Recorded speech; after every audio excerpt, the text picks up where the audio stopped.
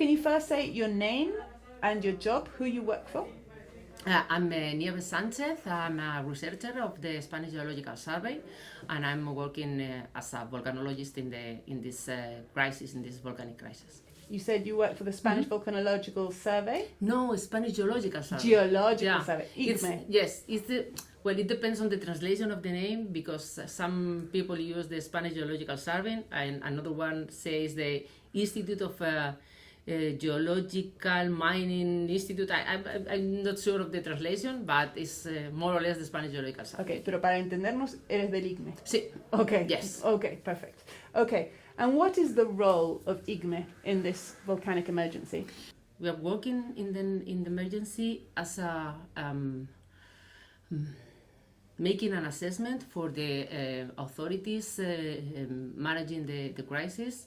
So we have to take data in the field and to give our opinion, our interpretation of the data to the authorities, just to trying to avoid some losses of personal lives, and trying to make more safe the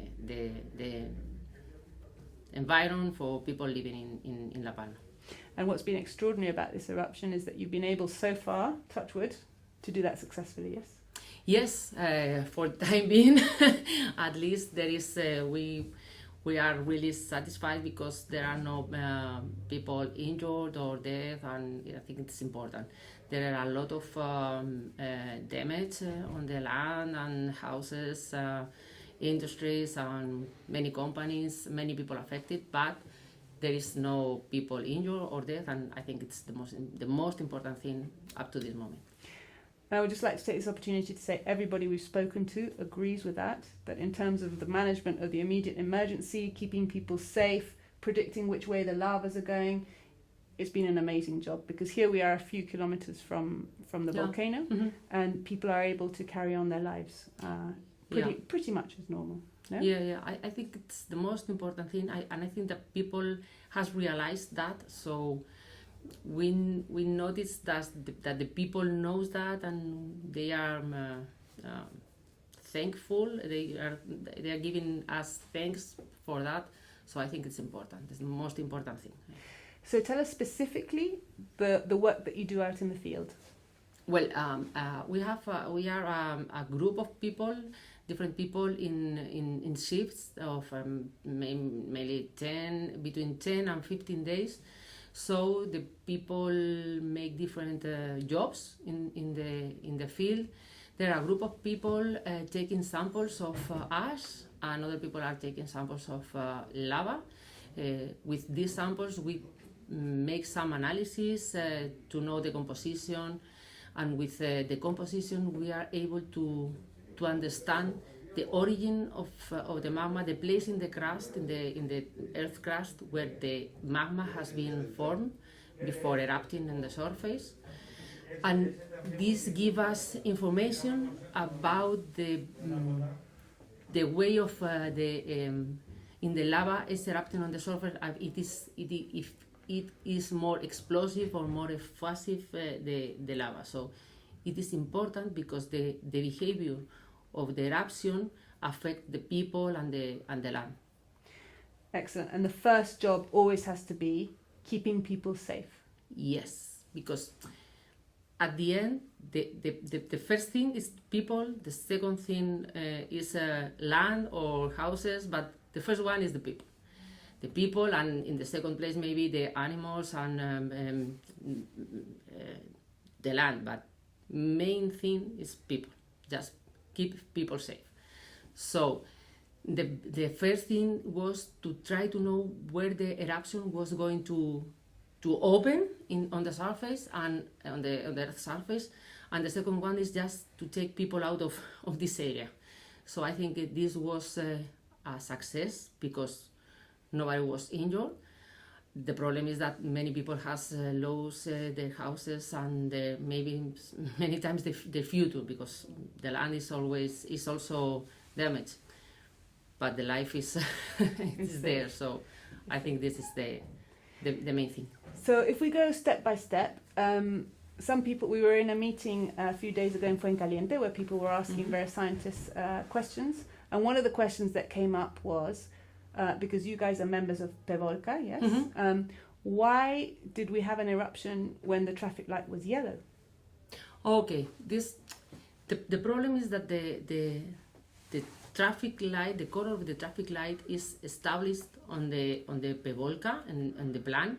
So sometimes it's difficult to have all things fit in the steps marked by the plan. So even more, the behavior of the volcano is different every way. Every volcano is different, so we are starting now to know how this volcano is behaving.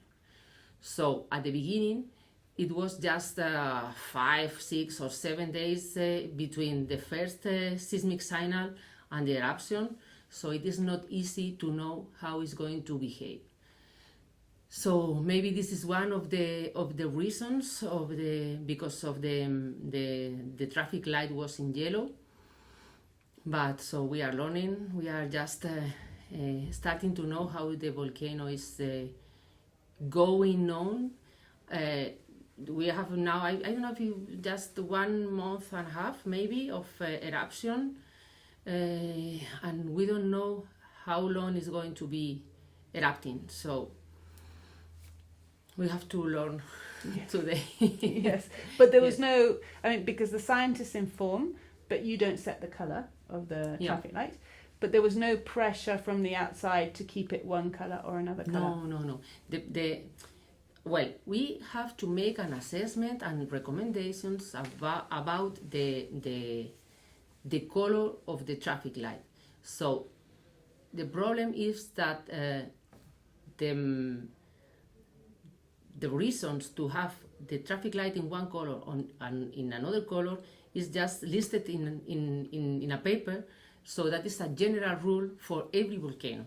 So the problem is that many times this the reality we have does not fit in exactly these steps for change one color to the another one. So we didn't have all the signals the volcano was supposed to give us, and that's the main thing, the main reason to have the traffic light in yellow color. Okay, that's very comprehensively explained. Thank you very much. Because obviously the color is important, because depending on the color, that's what informed people for the readiness, no? Yes, but in any case, I think the most important thing is to have people informed. So independently of the color of the traffic light, of the volcanic traffic light, we have to have people informed and to say the population what we think is going to happen. Okay? And the main problem at the beginning was the seismic events. It was the most important thing, and the most hazardous question was the seismic events, not the probable eruption that we really knew that the eruption was coming. The problem is to know when it's going to erupt. But the evidence was in the seismic events, and the problem was that people have notices the earth shaking, and the risk was houses falling down. So it's really complicated, but the first attention was the seismic events, and the second one in that moment was the eruption.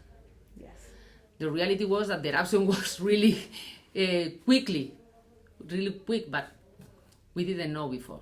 Because our most recent reference was the volcano, which ended up being underwater in El Hierro, but there was thousands of seismic events over a number of months before it finally erupted. Yes, in El Hierro Island, between the first seismic event that gave us a clue of what was going to happen, and the eruption, I think it was really 3 months of seismic events with a lot of earthquakes, and with a lot of earthquakes felt by the population. In this case, we had only 1 week between the first seismic events and the eruption. So all the historical eruptions in La Palma said to us that there are a period at least of 1 month or 2 or 3 months of seismic events felt by the population. But in this case, it was just 1 week. And this is a very interesting point, because actually we only know a lot of the seismic activity now because we have very sensitive equipment. In fact, people were criticizing the scientists and saying, oh, you're making too much about these seismic events because people aren't feeling them, therefore they're not significant. And actually it has turned out to be very significant, because in the past, all the historic eruptions, people felt all the seismicity, so they knew something was coming, animals would get out of the way, people would get out of the way. Yeah. But this time, had we not had the equipment, people would only have felt it a day before, is that right? Yes, that's true, because I think that it was just one, maybe 2 or 3 felt seismic events just before the eruption, and I think it was 3 or 4 hours before the eruption, just the biggest one. But it was not the usual behavior of volcanoes in La Palma Island. So this is one of the main differences in La Palma Island and in every Canary Island. So all our experience, all our previous experience said to us another thing, and I think this is one of the reasons of that. Exactly. Are you guys responsible for doing any monitoring normally in La Palma? The Spanish Geological Survey has no, I don't know how to say that, has not responsibilities in monitoring, because the responsibility of volcanic monitoring in Spain is in the Spanish Geographical Institute. They are the responsible of the seismic monitoring and volcanic one. So normally the monitoring is made by the Spanish Geographical Institute. IGME. Yeah. Yes. Okay. Just to make sure we. IGN. Okay. Oh, very good. Yeah. So you work very closely with IGN, presumably. Yes, because they are the one that are making or doing it. I don't know really. Don't worry. the monitoring, and we have the geological knowledge and the volcanological knowledge in Canary Islands or in the country, because we are geologists. Most of people working in the Spanish Geological Survey are geologists, so we have the geological knowledge, and they have the monitoring the data coming from the monitoring of the different seismic deformation, gases, and every other thing. So we have to try to understand the geophysical data and try to have a fitting between the geological processes and the geophysical data, and trying to understand who is producing what kind of geophysical data. So has your institute worked in other active volcanoes? I mean, obviously there's none on the mainland, but in other parts of the world? Well, some of us has participated in some missions in other countries. I was in Fuego Volcano in Guatemala, and in La Soufriere in San Vincent and the Grenadines. Other colleagues were working in Costa Rica, in other active volcanoes, or in Mexico. So we have some experience in other volcanoes. In some areas, there's a bit of tension between local institutions and national institutions. Is that a problem here in terms of?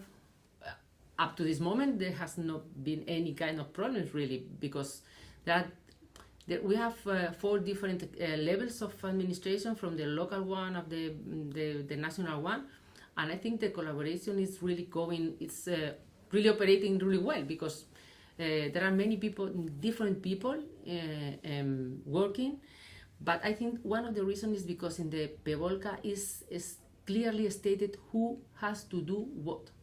So there is no problems about you have to you should do this one. No, it's your problem. No, it's your responsibility. No, this is already stated in the PEVOLCA. So the easiest thing is just to follow what PEVOLCA is saying about who has to do which work in every time. And who decided that? It was some years ago, before the Hierro eruption. There were some kind of meetings between all the institutions implied in a volcanic crisis.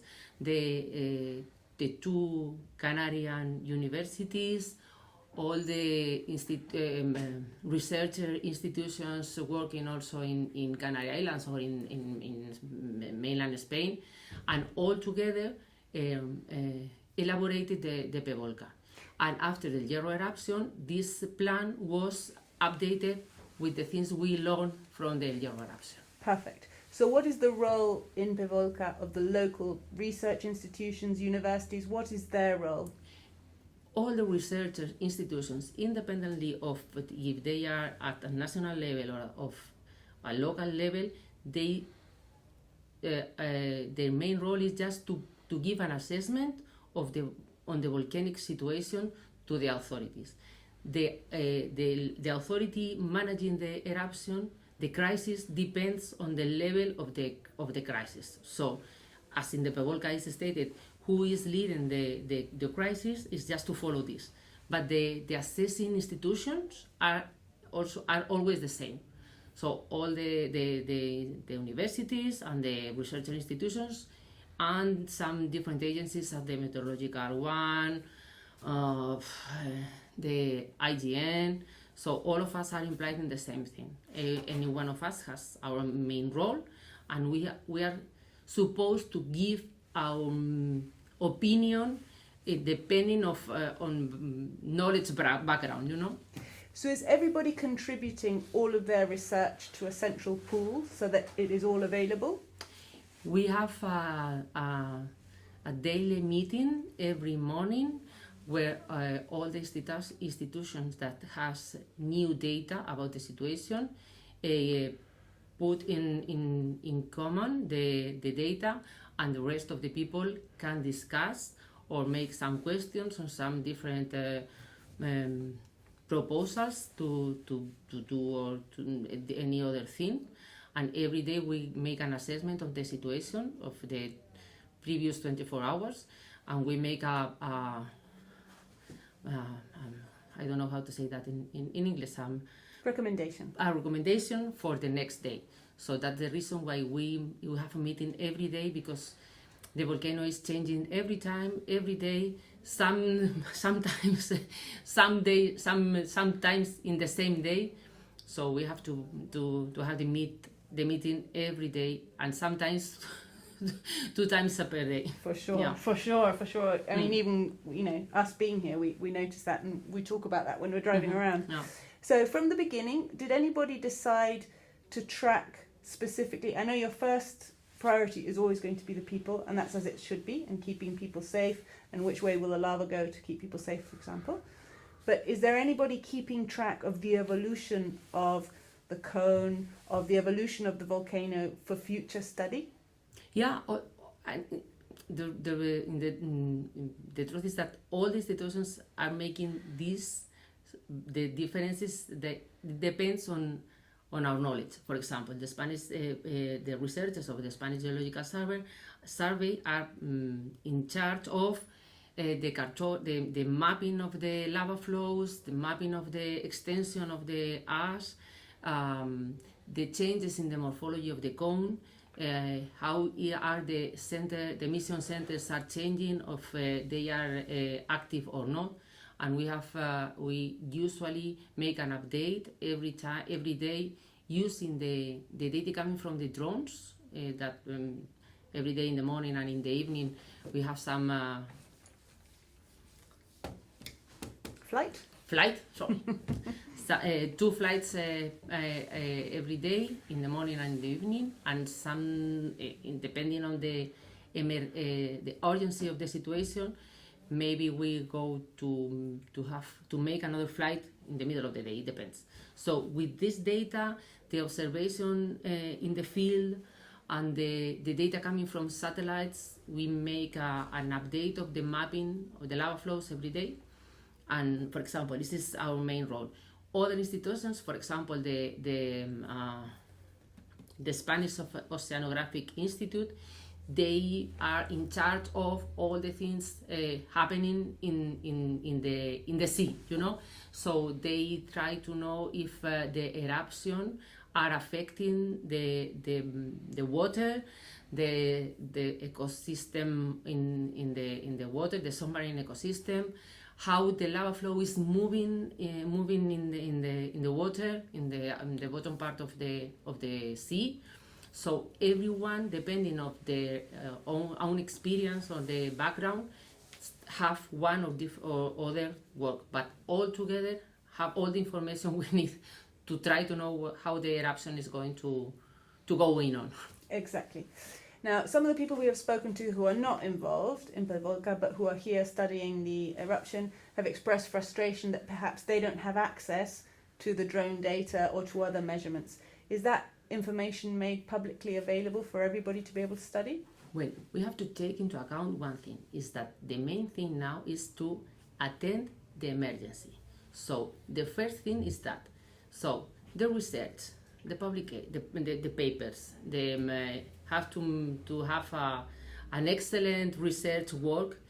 It can be in the future, but now the main thing is attend the emergency and to make an assessment on the situation of the volcano. So all the data will be available. I suppose that in the future, now the main objective of this data is just to have the authorities have the best information on the situation. So maybe in the future the data will be there. Every eruption in the world has the same question. So in the first moment, the main thing is attend the emergency. In the future, we have data for many researchers, for many years, and for many people. And all that data will be made available to them? I suppose that yes, because all the data we give our data to the authorities managing the emergency, and this is the main thing now. So in the future, I suppose that the data can be open to all the rest of the researchers, but not now. Yeah, no, of course. I think that makes perfect sense, and it's logical, and absolutely, as always, our first thing should be lives. But of course, science is competitive in its nature, and people get frustrated. Yeah, but this is not the moment of being competitive about science, because the more desirable thing is that all researchers coming to the La Palma now, they should give their data to the authorities managing the emergency, not to the rest of the scientists working on the emergency, but to the authorities. Many scientists are not doing that. So the problem is the emergency. Now, maybe when the eruption is finished, we can discuss about many things. But now the first thing is that we should have all the information, the available information, to make our best assessment on the situation. Exactly. So one of the suggestions somebody made to us was, if people want to have access to the exclusion zone, maybe there should, as in Parque Nacional de Teide, if somebody wants to access, they then should make their data available to the authorities. Not go in, get there, whatever it is, go home and squirrel away for 3 years, and in 3 years... It should be. It should be. It is not always that. The problem is that the exclusion zone is there because there is a risk implied for the people accessing the exclusion zone. It's not someone saying, oh, I don't want people in this place. No, it's a problem of real risk for people accessing. Absolutely. So the people, researchers or technicians accessing this area should have a very good reason to go in this area. So we need a permission, a special agreement and permission to go into this area. And we only go into this area just to have some information needed for the managing of the eruption. So there are many researchers that are here on their own, but they are giving their information to other institutions in the PEVOLCA or to the authorities. There is no problem in that. The problem, I think, is people that want to come, going on their own, and getting out in the same way. I think that this should not be the usual behavior. This is not the usual one, and most people coming is giving and sharing their data and their opinions, their interpretations, and this is a really good thing for all institutions implied in the scientific committee of the PEVOLCA, and this is what we would like all the people coming doing this thing. Of course. Now, one of the things about this eruption is that it's been all over social media. It's easy to photograph. You can stand on the top of a church with a zoom lens and have amazing photographs. But something that strikes me is that we're starting to see a lot of rather sensationalist images, maybe even from scientists taking selfies, no mask, no goggles, and look at me. Do you think that gives the wrong impression and it makes people think this is safe? Why can't I go and take my selfie? Well, I really don't know that, because I can assure you that all people from the Spanish Geological Survey is going into the exclusion zone with all their helmets, glasses, gas mask. We revise our gas mask from time to time when the expert says so. This you have to change your filters, so we change our filters. We are not going close to a lava flow if we don't have to be there. So I don't know why people is taking photographs of their own, just saying, oh, I'm near the lava flow. We are not here to do that. We are here just to make our best assessment to the authorities. So I think that the conscience of everyone is there just to say people, this is not the right thing or the right way to do things. So perfect. So in terms of managing the emergency, there's lots of things that have worked well, which is fantastic. People are safe. But in terms of learning lessons for the future, is there anything you think we could do better? Well, I think it's I don't know how to say that in English, it's a lessons learned. Well, I think that at the end of the eruption, when the eruption is finished, really, we should have a time for lessons learned to discuss about that. Maybe one thing is just to revise again the PEVOLCA, because was designed with our previous knowledge, and this knowledge is now updated with we learned in El Hierro, and it should be updated with we are learning now. So maybe the main characteristics of every traffic light level we should revise, and maybe sometimes we should be more flexible in these limits, maybe on these boundaries, and maybe we should make an effort in giving information to the population about what every of this level means in terms of volcanic activity and in terms of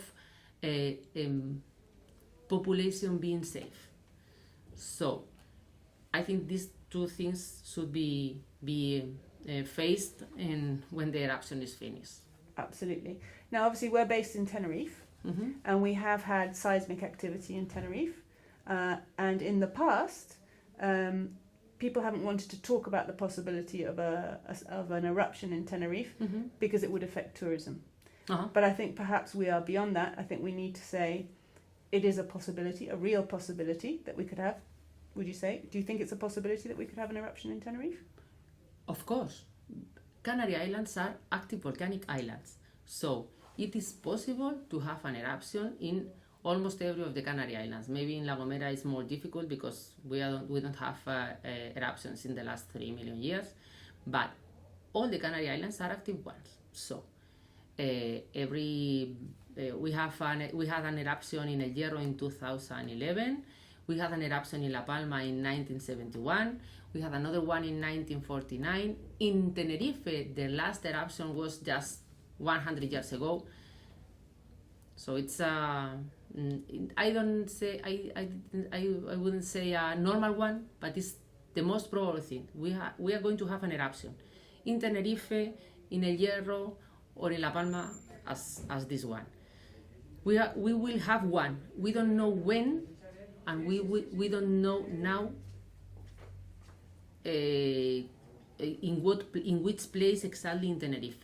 But that the eruption is going to happen is clear for all people working in volcanology and geology, and I think it's clear for most of the people. So the only thing is just to know that and to be prepared for the time when the eruption is coming. Maybe it is not going to be in the next 10 years, but maybe in the next 20 years or 50 years. But the eruption will be in Tenerife, I'm sure, or in La Palma, or maybe in El Hierro, even in Lanzarote, for example, because we live in active volcanic islands. People live in Hawaii with volcanoes every day, every time, and people are accustomed to that and know the risk they assume because of living in an active volcanic island. Now, and I think the Canary Islands, it should be the same. The difference with Tenerife, of course, is that it's much more densely populated. Yeah. It's a much larger island, and it has a history of explosive, very explosive, very dangerous eruptions. So are we doing enough to understand what a potential eruption in Tenerife could be and how to try to mitigate that? But are you referring to people? Or? Yes. Well, in order, as the research institutions, is our PEVOLCA plan all it should be, or do we need to do more study, more preparation, more planning? We need to have more studies every time, always. So we have to revise what we know about eruptions in Canary Islands. But this should be always our attitude, okay? But the PEVOLCA is designed taking into account the differences of in volcanic activity in the different islands. Tenerife is different from La Palma. La Palma is different from Lanzarote. Every island has their own their own volcanic history. So we have to adapt the plan to the features typical of every island. So the plan is different, it states different things from the Tenerife island and states different things from La Palma, because the topography is different, the volcanic activity is different, the composition of the lava coming to the surface is different in every island. So the PEVOLCA in this case is taking into account this one. And if not, we have to revise that. And this is why these plans are revising from time to time. I don't know exactly if it is every, 5 years or 10 years, but from time to time this is updated and revised with the new knowledge we have of this eruption and from other eruptions in the world. Okay. And so does the Tenerife PEVOLCA plan consider that it might be a highly explosive eruption? An explosive eruption is one of the possibilities in Tenerife, because the volcanic history of Tenerife has a lot of explosive eruptions. So we only have to look at the geology and the geological record in Tenerife. This is one of the main differences, is that the El Teide is an stratovolcano. It's the big one we have in Canary Islands, so the activity is different. The only thing is just to know this, to adapt the way of living and maybe taking some buildings in some places, but this is the real thing in the life. So the Teide is an stratovolcano with an explosive activity, clear explosive activity. Montaña Blanca is there, everyone can see, can go up and see it. So this is what is going to happen. Maybe not now, not now. We have not signals now of an explosive eruption coming, but this is a real possibility of a future eruption in Tenerife. Maybe explosive, maybe not explosive, maybe an explosive activity of low level. But this is why we have many people monitoring seismic activity, the formation, the GPS, the gas emission in every island. Because if these people see some difference in the behavior of these geophysical properties, says, hey, there is something changing in this one. So they have, in this case, more instruments deployed in the territory to have more information and just give it the play or the start on the counting. Exactly. You know? But one thing we haven't done, for example, in Tenerife is to have a map of risk. So So I have friends, for example, who buy houses, or tourists who buy houses, and they don't know if there are areas that are more dangerous or more liable to have an eruption than others. But I think that there are risk maps and hazard maps. There are different type of maps in managing the risk. We have susceptibility maps, vulnerability maps, risk and hazard maps. The risk map take into account the economic losses of the process, but the hazard map is give us information about the probability of a natural process occurring in some places. But these maps are made. Maybe the problem is that people also think in a map as a fixed map that is valid for this moment to all the life, for all the rest of the life. And no, the hazard maps, the susceptibility maps are a dynamic one.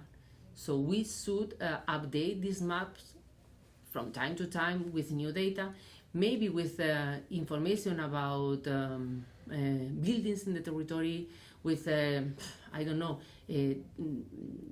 how the wind is changing or how the temperature is changing. All these things may affect the territory. So we should update every time, from time to time. We cannot do that every day, okay? But from time to time, it should be updated. And I know that this is being done. Yeah. I don't know if it's one time per year or maybe in 10 years. I don't know.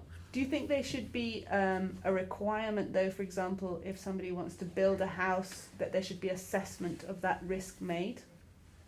Before building for example? Well, I don't know. The problem it can be in that who has to give the permit to construct an edifice. So we have the local authorities, the regional one and the national one. So I don't know really who is in charge of that, but the territorial plans should have this into account. Sometimes the territorial plans come from 20 or 30 years ago, and some of these plans are now updating, and the new plans should have into account the volcanic risk hazard in Canary Islands, because it's one of the hazards we have, of course. And I think they are doing that in the new plans, that they are having this into account. I just meant to ask you, I'm not clear, having spoken to a few people, who has the ultimate responsibility for PEVOLCA? So you all make your recommendations, but who takes the final decision? The director committee of the PEVOLCA. The structure is just a scientific committee that makes the assessment on the volcanic activity and the probable way of behaving of the volcano. But the scientific committee make a recommendation, and the managing the director committee is managing the emergencies. So they have our recommendations, but also the recommendations of other institutions, not only from the scientific point of view, but also people working on the territory, sanitary workers, I don't know, other type of stakeholders working on the territory. So with all of these things, the responsible of the plan, it takes the decision. I suppose that it says a decision in agreement with all the people, and they are the responsible of that. In this case, the responsible of the PEVOLCA is the government of Canary Islands, and they decide if the leading of the plan, in this case, is the chief of the environmental service of the Cabildo de La Palma. I don't know how to say that in English, sorry. No, that's great. No, that's very good.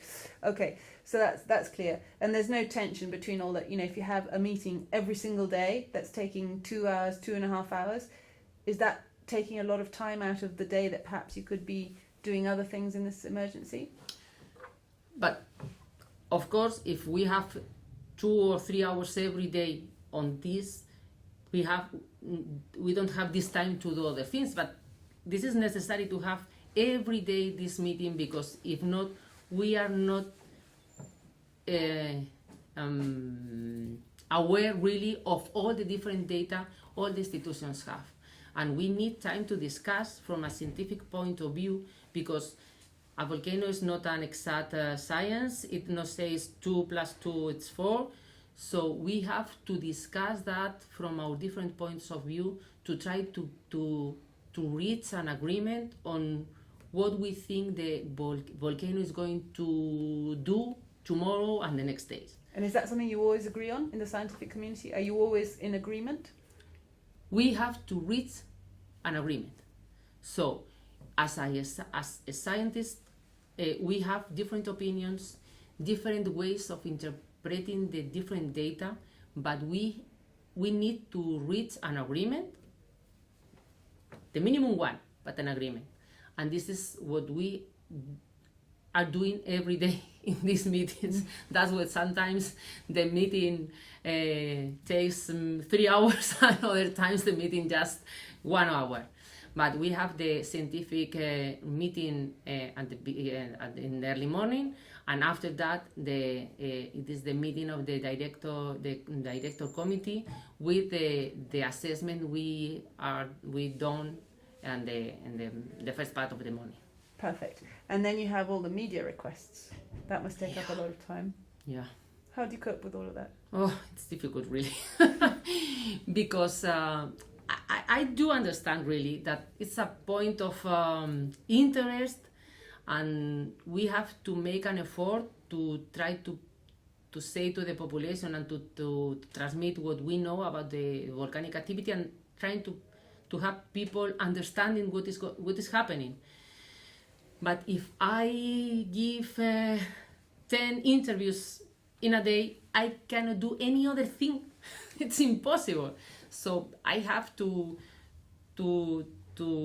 study, to read things, to understand what other institutions are doing, and try to understand what is happening in order to be able to discuss with other scientists of what we think it's happening. And many times this is really difficult. And the worst thing is just all press, all media asking when this is going to finish. Really, I don't know. But I don't know because the volcano has their own behavior. So this is why we are take every day, the 24 hours per day, just studying and analyzing the different data. So do you think maybe one of the additions that could be made to a PAVOLCA plan for the future would be to have a professional communication department with journalists who have a press conference and leaves you guys to do your own job? No, really no, because we have in our institution, the Spanish Geological Survey now is a national center of the Spanish Research Council. We have a press department, a media department specifically designed for this. They try to centralize all these requests from the media, but it's impossible. One, that the media has my own phone number. I'm taking phone calls every time, every day, and the night, in the morning. It's the same. Even if I try to say, so please phone this the responsible of the communication in my institution, it's impossible. So I don't know when is the where is the solution, if there is one. But it's really difficult one. Sometimes I suppose that the press of the people demanding information, or maybe these times with all people having a smartphone, taking photographs and acting as a journalist, maybe this is the main problem. I don't know really, but for us sometimes it's a problem. Yeah. Do you find that frustrating? People just picking up their own camera and speaking as if they were knowledgeable and perhaps saying something different to the main information? Has there been a problem with disinformation or the wrong information getting into social media and then people being confused about what's really happening? But because we say No, because you guys speak through one voice and there's okay. one, but maybe other people say, well, our interpretation is this, or there's lots of Mr. Volcanoes out there who are sort of giving their interpretation. Yeah, sometimes yet I don't think really this is a problem in this situation. I think that we have just one voice and we try to transmit just the main idea, the most important things that every day are going to happen in the volcano. But the problem is the way the way of interpreting what we say.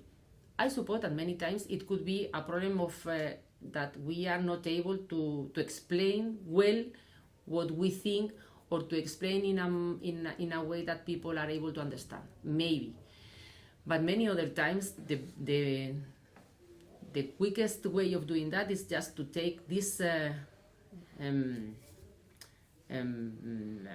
don't know, this sentence that is really surprising, and just to take this sentence and to put in the first place in the newspaper, and after that we have to explain that this is not the truth, that this is not the real thing we have said in the morning, and sometimes it's difficult.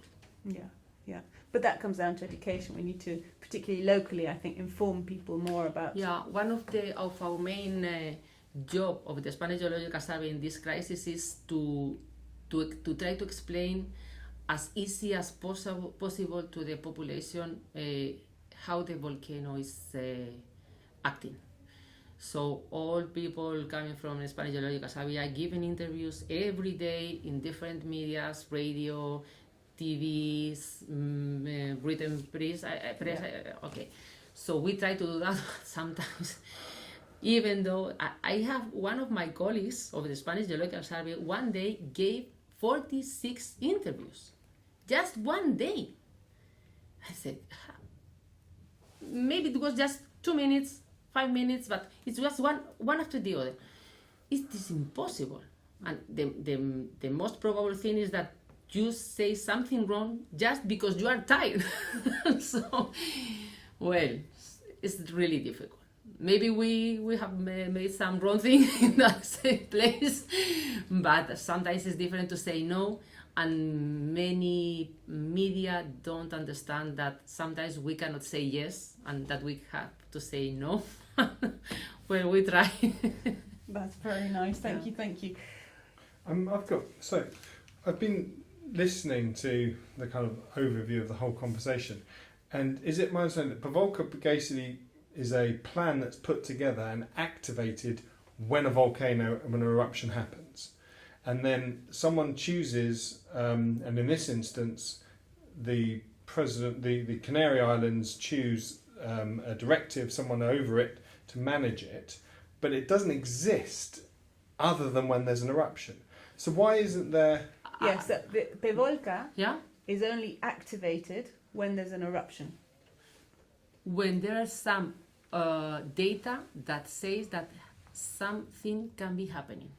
The Pavolka has been activated without having an eruption, because, for example, we had a seismic crisis in 2004 in Tenerife, and it was the same. The Spanish Geographical Institute detected some strange seismic activity that it was not the normal activity in the island of Tenerife. So they say, hey, something is happening. So they give the notice to the responsible of the Pavolka, and they say, well, we have to give a notice. I don't know how to say that. A notice to all the people involved in the Pavolka, and we start to have meetings analyzing the information, the data, and depending on the evolution of this data, other institutions are being activated to attend what it could be happen. Okay, If the process stops, just the PVOLCA is deactivated. But if the situation is developing, as in this case, all the rest of the parts of the PVOLCA are activated in sequence. So there's lots of different institutions doing monitoring, studying, but would it make sense as part of a revision of PVOLCA for everybody not only to work together and to share information during an emergency, but the rest of the time as well, and for there to be maybe a committee that would overview, have an assessment of all of this information, because it just seems to us that there are lots of publicly funded institutions working in different ways, but not necessarily, except in an emergency, not sharing that information. But normally, all the institutions involved in the PVOLCA are working not all together at the same time, but we are working on the same topic. It's the volcanoes, and in Canary Islands, of course. So, apart from the other activities we have, my normal activity is not to attending an emergency in volcanic activity. So, I'm a researcher and I work in geoheritage or in many other things. So, apart from that, all of us know each other from many time ago, and we have been working together in other different projects. So all of us know each other, and many of us are working in different projects from time to time. I have been in a project with people from the Oceanographic Hispanic Institute. I have been in a project with people from the Spanish Geographical Institute, with people from the 2 universities. So we know each other, and it's really easy between all of us to have this type of knowledge and relationship. So it's easy. I think it's difficult to have a plan activated every time, because it would be like a more like a technician one, and it's difficult if you are not if you don't do other things. You cannot have the knowledge and the updated knowledge of what is happening in other places. I don't see really the need for having a PVOLCA activated, for saying some way, every time, because it is not really useful. I think that the way is now is happening really well. When we have detected some different in the base behavior of every island, we have the notice or the advertising of something is happening, so we have to pay more attention to that. And now I think it is happening really well. The problem in La Palma is that we have just 1 week between the first signal and the eruption. It is not a problem of not having activated, because it would be the same to have the PVOLCA activated in the 1st of September, because the 1st of September there was not any signal of activity, And do you feel that you had enough people, enough equipment, you had everything you needed here to deal with this emergency? I think that we have all we have needed up to this moment, but the PVOLCA also states that if we need, or if the director committee need any other assessment, they can ask or activate or say, pues I need these experts saying something for that. For example, in the last days, there are some news about the affection of the lava flows to the submarine life. So people from experts from in this field has incorporated to the PVOLCA and to the discussions of the scientific committee. But if there is no affection to the submarine life, for example, they don't need to be there. So if different experts are needed in some times, they are called and they goes into the meetings, and if there is this necessity is not there, they can be doing their normal things, So yeah. I think it's really well organized in this sense. So the directive committee, who is the chief of that? Because the ultimate responsibility presumably is with the president of Spain, Nieves Sanchez. Yes, but I think in the PVOLCA the problem is that how to explain that in English. The president of the Spanish government, it should be the highest one maybe, but but only if the level of the emergency is scaled to an upper level. But normally is the president of the Canary government, the chief, and this give the responsibility to the councillor of Julio Pérez. This is the councillor, the responsible of the Pevolca. And he's consejero de... Bueno, emergencia, medio ambiente y... Del gobierno de Canarias. Eso es, sí. Okay. But this is it is stated in the role of the councillor of this name is the responsible of the Pevolca. So if this person change, the new person in charge is going to be the person in charge of the Pevolca. So that role goes with that job. Yeah. Mm-hmm. Okay. But this is already stated in the Pevolca. Is this charge is this Job? Yeah. This job has that This job is the responsible of, and the responsible of the practical application of this is the how they say, the technical director of the Pevolca.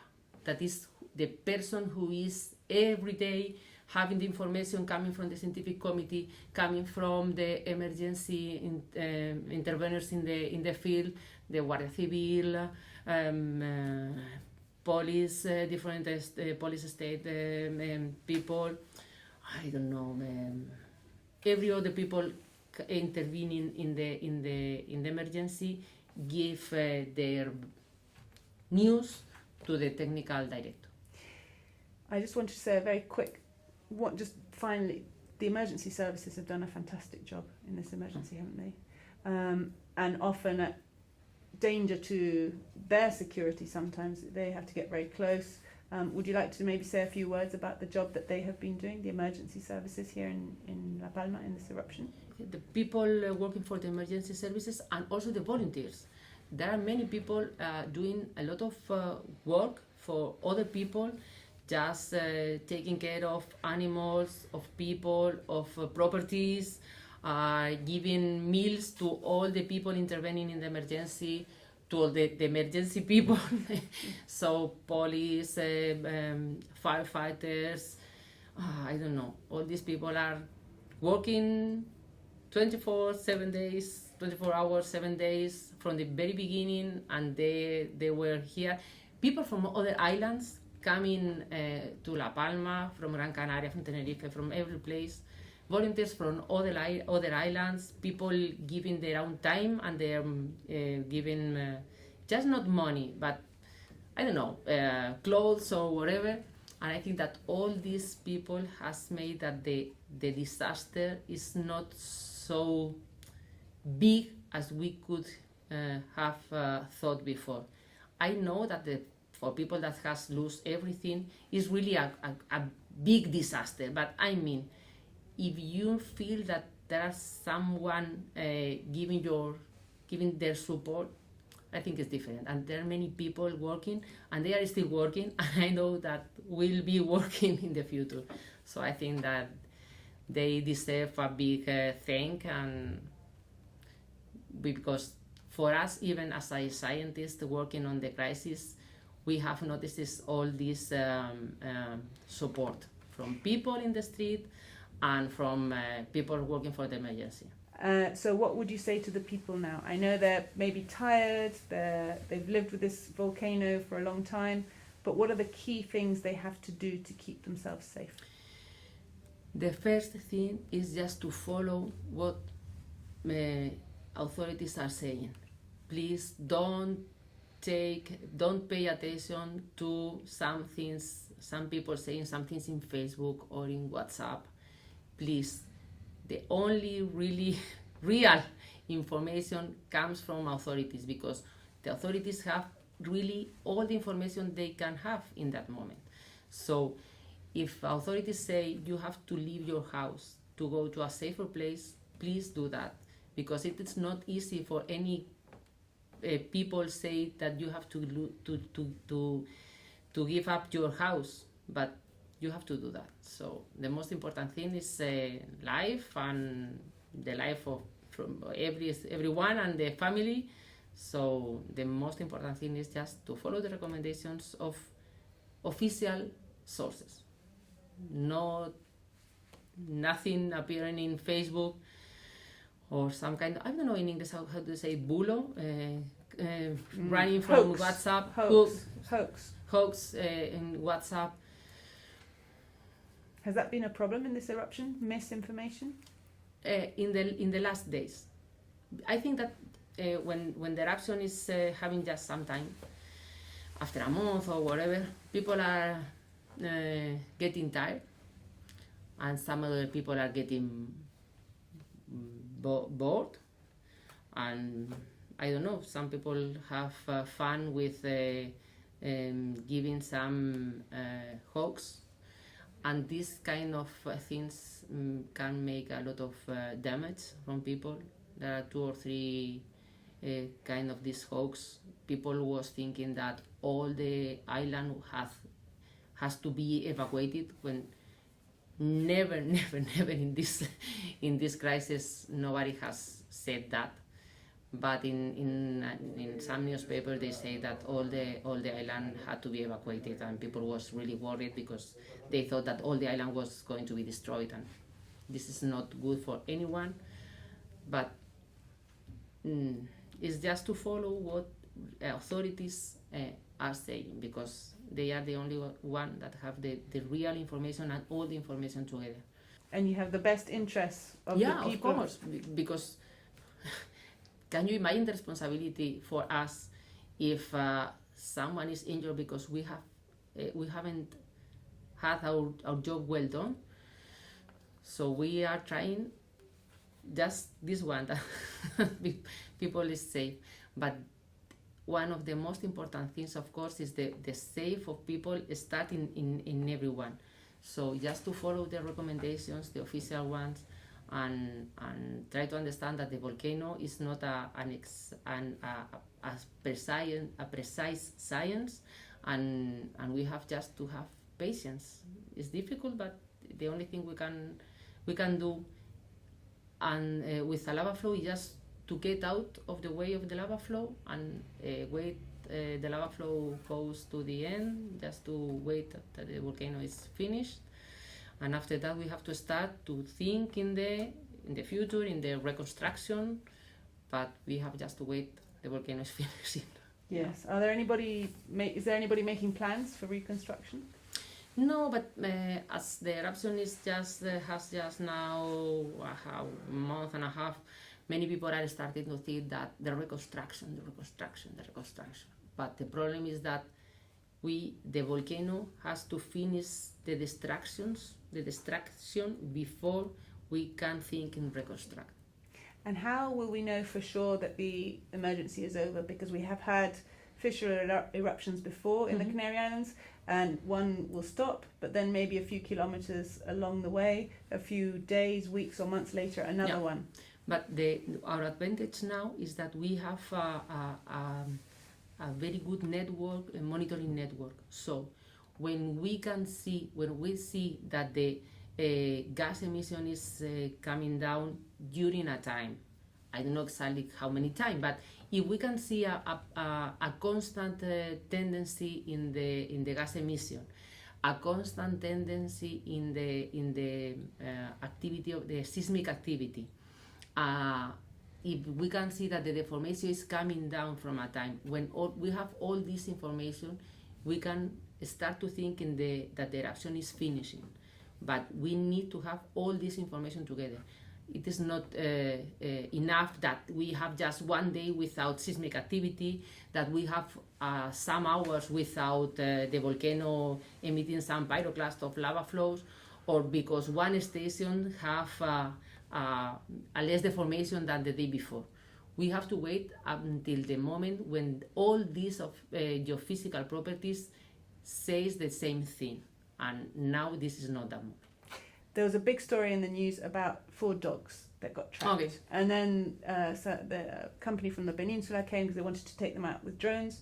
And overnight, some locals went into the area and rescued the dogs. They're calling themselves the A-Team or something. Now, we've looked at the Copernicus images. They would have had to walk over lava flows to get to that area. There's no other way of accessing the area where the dogs were. Mhm. Is that safe to walk over a lava flow? No, es que no. No, I don't know anyone walking over a lava flow in this emergency. I mean, people from the scientist part, or I don't know. I cannot imagine that. So What would be the danger?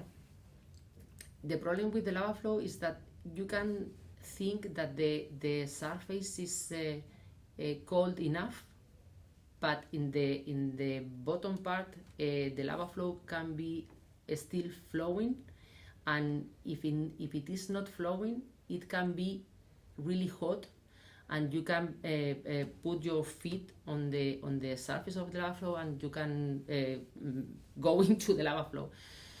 So, and if not, the temperature is really high, so you can suffer from Burns? you can be burned, and you can be suffocated by the gases. So I really don't understand why someone wanted to be walking over a lava flow, because it has no sense. I mean, they've been treated as heroes, but they were putting their lives at risk. Well, I don't think really this kind of behavior can be called a hero, because many other people can think that this is a good way of living, and we can have many other people trying to do the same. This time has been because of dogs, but the next time can be because other things. So I'm sorry, but I really don't understand that behavior. So, Especially when you're working so hard to keep Yeah. people safe. yeah, because we have been working here from long time without sleeping, working with many other people, trying to do our best efforts to have people safe, and this type of things make a lot of damage to other people. I'm sorry, for us it's really difficult sometimes.